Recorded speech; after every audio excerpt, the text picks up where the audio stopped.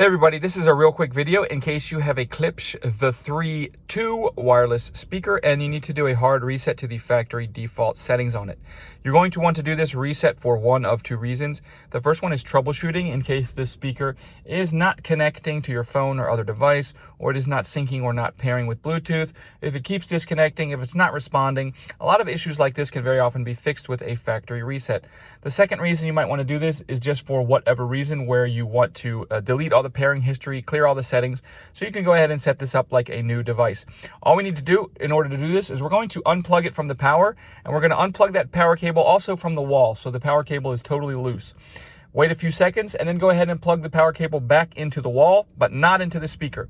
Once you've got that done, we're just going to come and press and hold the source selector and press and hold this button while we plug that power cord back into the speaker.